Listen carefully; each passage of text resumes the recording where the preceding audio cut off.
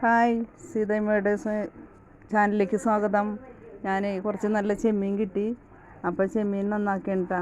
ചെമ്മീനൊക്കെ നല്ലോണം നന്നാക്കി എടുത്തിട്ട് വൃത്തിയായിട്ട് കഴുകിയിട്ടുണ്ടല്ലോ.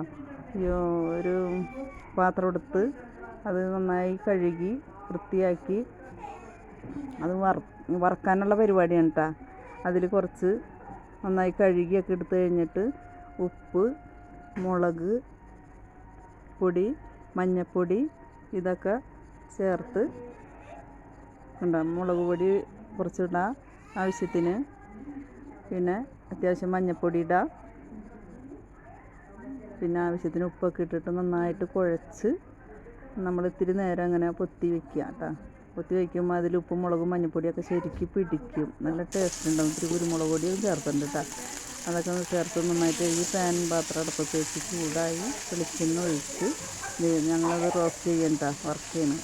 അപ്പോൾ നന്നായിട്ട് പരത്തി കൊടുക്കണം. ഓരോ മീതെ കിടന്ന വേവില്ല. അപ്പം എല്ലാം പരത്തി കൊടുത്തിട്ട് നന്നായിട്ടത് വറുത്തെടുക്കാനുള്ള പരിപാടിയാണ് കേട്ടോ.